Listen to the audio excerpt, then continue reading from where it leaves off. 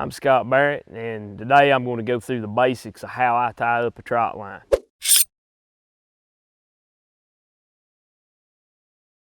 The first thing that you need is a main line.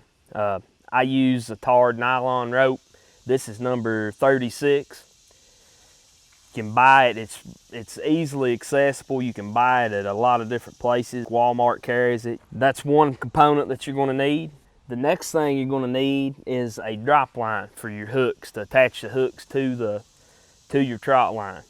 And that's going to consist of, this is number 18 tarred nylon line. I like the tarred stuff because it's not as slick, doesn't tend to slip as much. I spend more money on swivels probably than any other component of my line. These are saltwater grade, 2/0 swivels, and these will be tied into your main line and we'll make loops. I'll show you how to do that. This is what your drops are going to be attached to. The saltwater grade stuff seems to hold up better. You're going to get more use out of your line. It's going to have a longer life, and I've actually had some of the cheaper barrel, the twisted wire type barrel swivels. I've had some of those break in the past. I've not had that issue with these big crane type saltwater swivels. The next thing you're going to need are some hooks, and your hook size depends on, I typically use the straight J, the stainless eagle claws, or whatever, mustads, whatever you can get. You want to get the nickel, the stainless finish to keep the rust down. Go anywhere from a 6/0 to 8/0, just the J style hook. Typically that's what works best for me. Some folks like circle hooks, and I'm sure those work, but this is what I've had experience with and what's worked for me in the past. Another thing that makes everything pretty convenient are some of these little trot line clips. And what I like to do with them, I like to attach my tag on my line so that I'm legal. Makes it nice. You can just clip them on anywhere. Take a piece of plastic, old jug, whatever you want to do. Take a Sharpie and write your information that your state DNR requires on that tag and attach it to your line close to the end. That way, if an officer wants to check, they can pull it up and they see you got it tagged, you're legal and good to go. And another use for these, you could take these and put them on the end of your main line and loop around to attach to tree root, limb, whatever you're anchoring to. Work really well for that. Keeps you from having to cut your line and leave scraps of nylon attached to snags and logs and everything along the bank. So a lot of good use. You can also attach hooks with these if you choose, but I'll show you how I do that, and alleviates the clips on the hooks. The first thing to do is figure out your spacing. Typically what I use for the rivers around where I do most of my trot lining, I go about 6 foot between each hook. And that typically gives me enough line to get a good reach across the river with enough slack to be able to get that line to the bottom. I'll do about 10 feet of tag line on the end. And the way I do that, I'll just kind of pull out with my hands. I've got about a 6 foot reach, so I'll just start pulling and figure what I'm going to do to go to my first swivel. So there's 12. There's 18. All right. What I'll do with this, I'll cut it at that point while I've got it marked. Take your knife, cut. Take your tag in, your loose end, and attach one of your clips. And on this nylon line, another thing I always like to do when you got little loose ends, when you got a loose end, I always tie a knot, a little overhand knot in it, because it wants to come unraveled like this. And what I do with that, I like to take a lighter and burn those. Cut them down kind of short so you don't have a lot of stuff dripping, because that stuff will set you on fire. Burn those down, keep them from fraying and coming unwound on you. Then I'll just tie a little loop knot in that from my clip on the end. Just a little overhand loop knot. Seems to hold pretty good.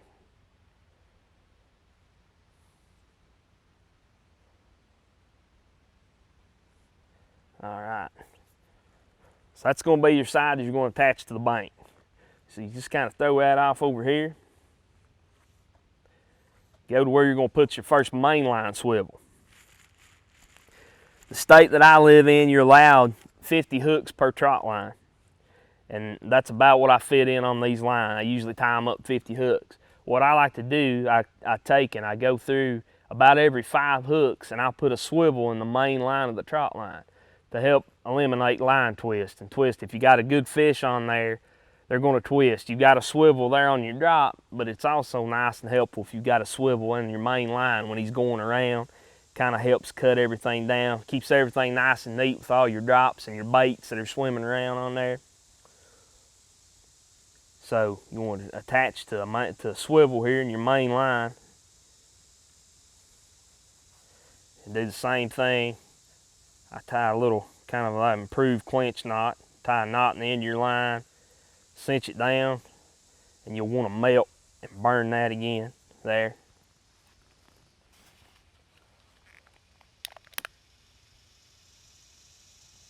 Now you're ready for your section. Put your drops on. So you'll measure out. We'll do 6, 12, 18, 24. All right, cut there.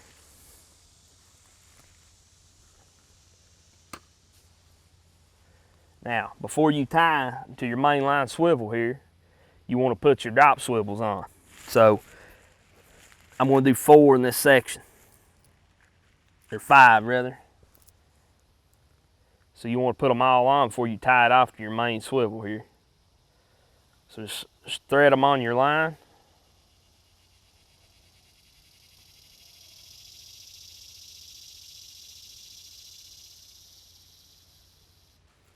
All right, now tie that to your main line swivel. I always tie a knot in the end of those and burn them down. Keep them coming unraveled on you.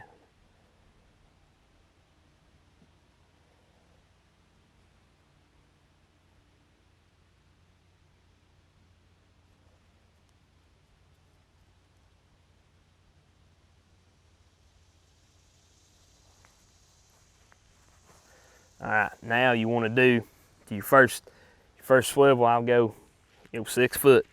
Go out. You can also do that with the measuring tape, whatever you need to get your measurement. That way you keep everything accurate. I'll get my swivel on my drop there, kind of where I want it. Just let it hang down and just simply do just one overhand knot.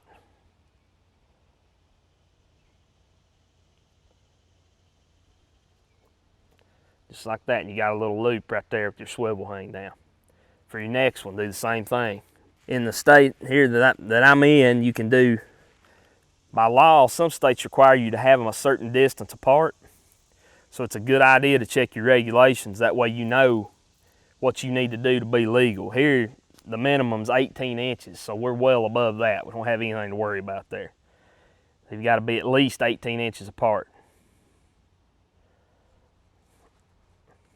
Another one.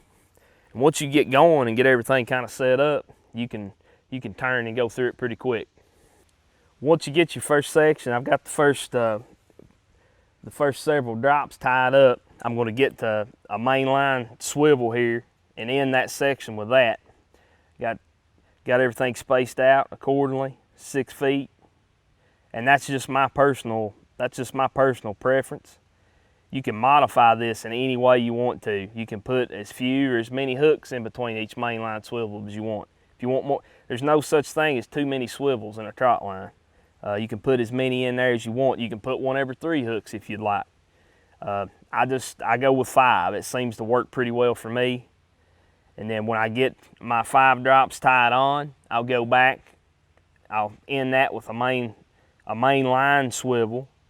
Put it in the main line there, and I've got a section made, and you can expand. Once you get to that point, it's the same process over and over till you get to the length that you are looking for in your trot line or the number of hooks that you're looking for to be legal. Once you get a section done, you've got this line laying here. So at that point, when I finish a section, I'll have something to wrap it up on, just to keep everything neat when you're working, keep you from getting in a big gom, a big entanglement here. These work pretty well. They're actually a little trot line winder that you can buy. You can pick them up at Walmart. You can use whatever you want though. I've used pool noodles before, a 2x4, whatever's handy that you've got laying around that you just keep it wound up on, you know, that keeps everything neat and in one spot. Next step, when you're building your trot line, you need to tie up your drops with your hooks. I typically go about, I don't know, 18, 20 inches. There's no science to it exactly. I just like to keep them all the same length. Just kind of pull out, see what looks right, about 18. And then I'll double that back. And that's where I'll end up cutting it. And I'll use that first string I cut. That'll kind of be my model there. So I can make sure the rest of them I cut for all my drops are all the same length, nice and neat. And again, you can do this with a measuring tape, but goes pretty good. We'll cut us a few there. This is number 18, tarred nylon string. It's a lot smaller than the main line. Once I get my drops cut, I'll take and I'll double them back over themselves. At that point, I'll take that doubled up line there in the bend. And the hooks that I have, these are actually 6/0. I'll feed that through the eye. And then I'll take my hook, take that loop that goes through it, like that.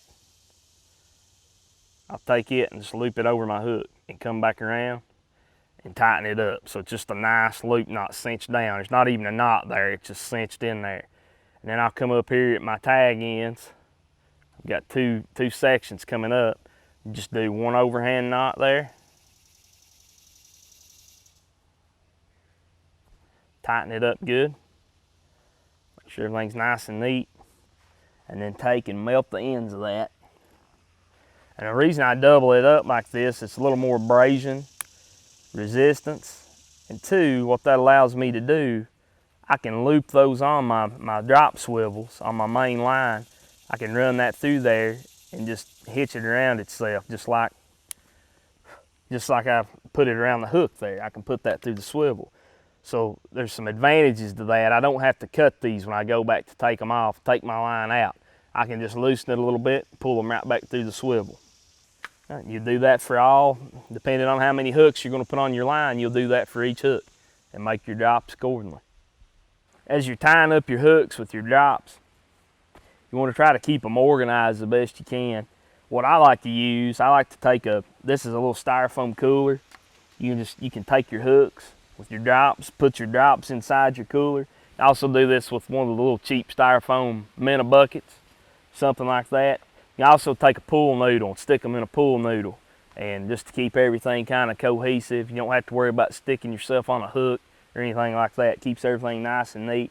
And typically where you've got these tied on these ends, they don't really tangle that bad. You can just kind of shake them a little bit and they'll come right out. You're ready to put it on your line.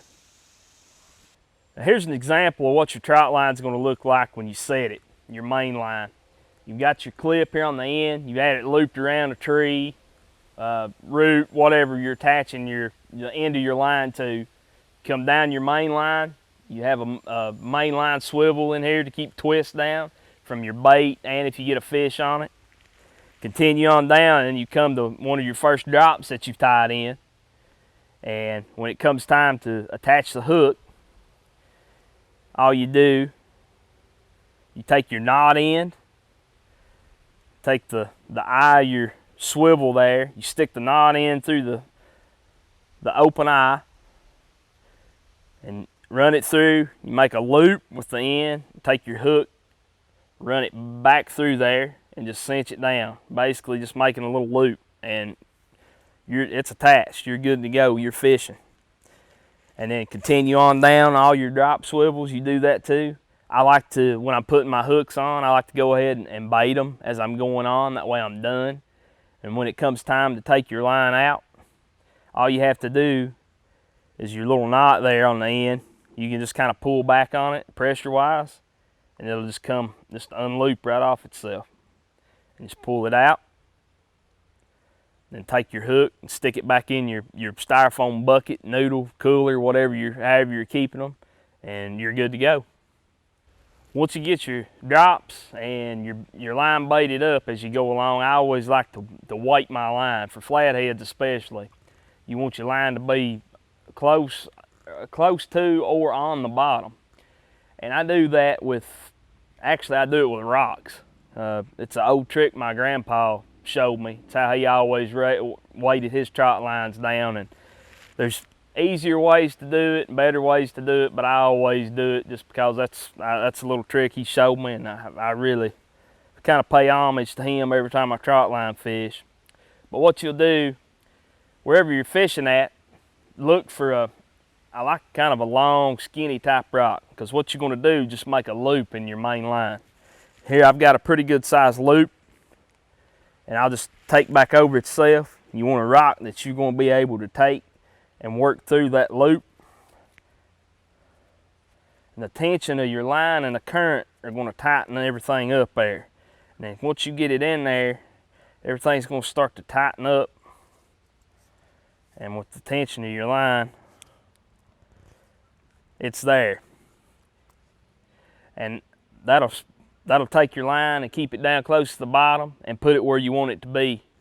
And usually works pretty well for me. As far as numbers of weights, it kind of depends on the water you're fishing, how much current you're dealing with.